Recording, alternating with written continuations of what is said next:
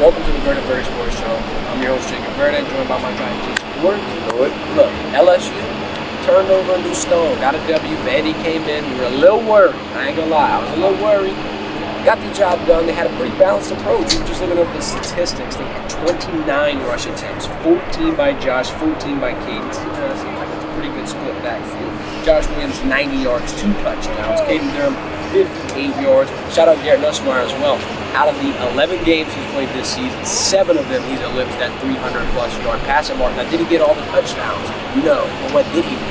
Keep the ball on the offense, not turn the ball over. And quite frankly, I think he made some pretty decent plays whenever it came time to make them. I mean, you didn't have your flashy breakaway, yards, but you did have that good look to Kyron Lacey. You have the nice Aaron Anderson touchdown that got called back. It hurt my heart so bad. Saw him get all hyped after.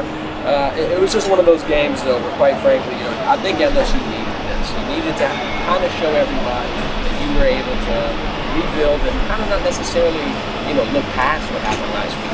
You want to learn from it and grow from it, obviously, but just kind of like walk away from it and know we're a different team. That's not going to make us. That's not going to kill us. How you feeling about the game? What do you think LSU showed today? Glad to see them bounce back after, a heartbreaking loss on the road versus Florida last week. Shout out to Josh Williams, man. Came into this LSU program as a walk-on. I'm glad to see him kind of going out on a good note. Over 150 yards on all-purpose tonight, rushing and receiving, 2 tutties. They gave him number 18 for a reason in fall camp, and I'm just glad to see somebody like that get his flowers and get his opportunities that he had tonight, man, because he's been an ultimate program and team guy since he's been enrolled at LSU, man. Heck yeah, I'm happy for a kid like that. I hope he gets an opportunity on the next level because he definitely deserves it.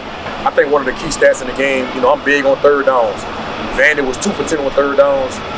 LSU was 8 for 13. I thought that was the difference in the game. LSU just kept extending drives when they got in third and short, and that was something they struggled with this year. So I think that was a big key difference in the game. Like you say, Garrett Nussmeyer over 300 yards, 1 tutty, no interceptions. That was the big thing, not turning the ball over. And his defense, they made some plays when they had to.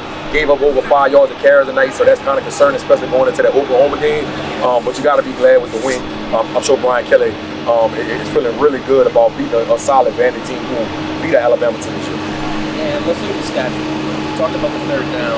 That was incorrect. But the first downs, LSU total 26 first down plays tonight. Vandy had 14. Let's look at the total yardage. LSU 471 yards to Vandy's 308. They had the ball for 34 minutes compared to Vandy's 25. Look, you won just about everything we had. There were ties and penalties. Nobody had a turnover. I was honestly surprised the defenses for both teams kind of showed up here tonight. I mean, what was it? Go back and check the box score, but it was about 14 to 10 or something at the half. 14-7 at the half. Kind of a slow grinder. And what do you think about a couple things? First, the crowd chanting 5, 10. What's your initial reaction? Well, expectations when you come to Baton Rouge is championship or bust, or you at least got to be in the mix of getting to the SEC championship or being in that 12-team playoff. And when that doesn't happen, you want to hear those kind of changes, especially when Brian Kelly is paying $12 million a year, and then what happened is really losing the number 1 player in the country, Bryce Underwood, and the kid Meadows out of Bishop Gorman in Las Vegas. There's a lot of people just talking about is Brian Kelly a fit.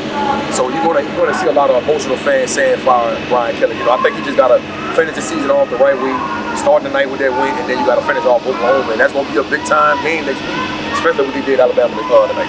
And I'm glad you brought that up because it wasn't like they just beat Alabama. It wasn't like they just came in and were like, we're gonna show a little muscle. They absolutely demolished them. Jalen Bowe, I believe, he had 2 to 3 picks. It was one of those situations where we're just sitting here watching a game like, damn, why could LSU not do that 2 weeks ago? Why could LSU not bring it to the Crimson Tide like this? I mean, look, people talk about Vandy beating Alabama. It's crazy about college football and matchups and schemes because it's like, you would think because LSU's beat Vandy that they would have had a closer shot against Vandy. Just with the way that played out, it kind of goes to show it really didn't.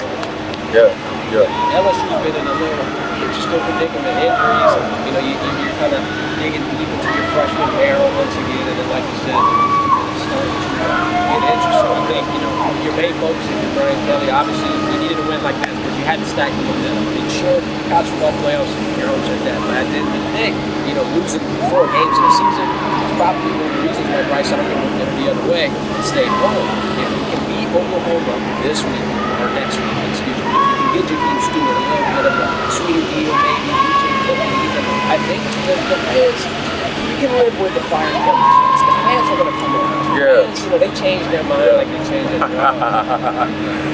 Man, I mean, first of all, let me touch on the Bryce Underwood situation.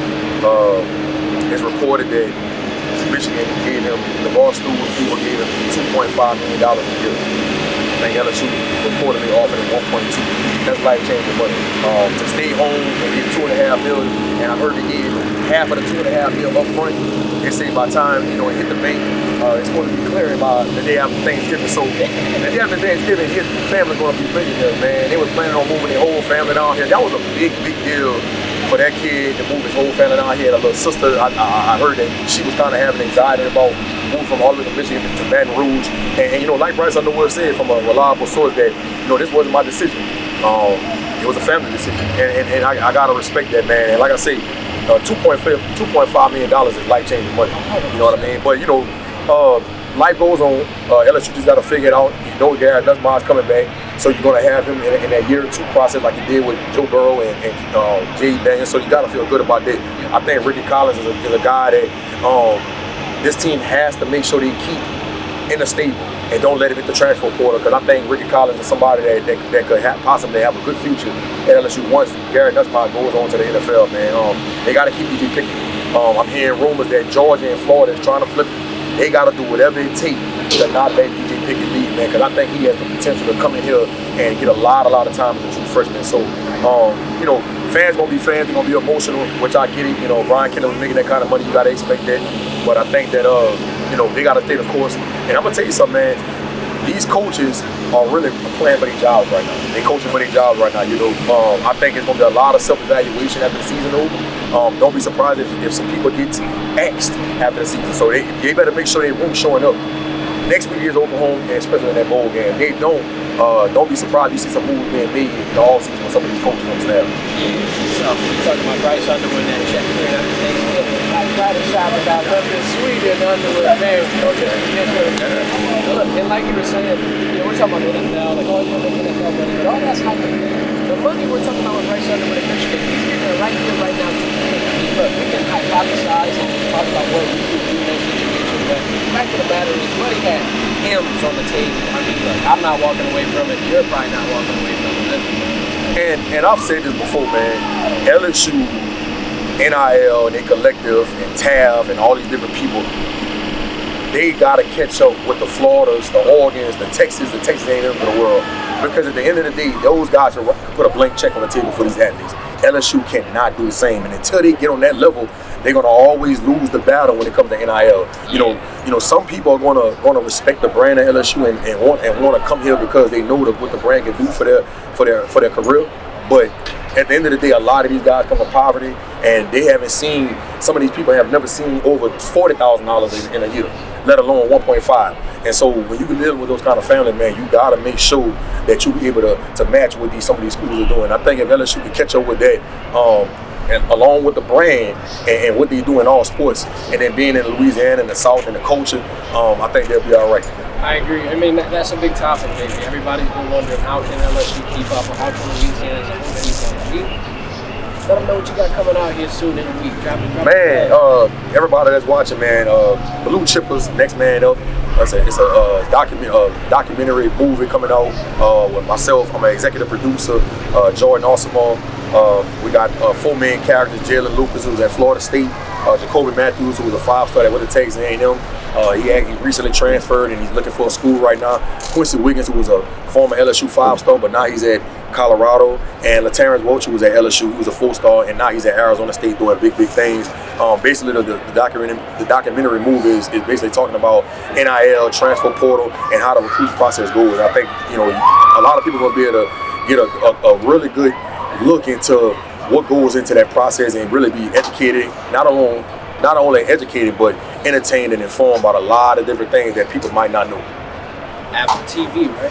Apple TV, yep, December 1st, Apple TV. Stay tuned. I'll drop a link. Make sure that y'all get to watch it. Check it out. G, appreciate your time. All day, man. Y'all have a good one. This has been the Verdin. We got G's socials in the description below as well as ours. Make sure to click, give my guy a follow.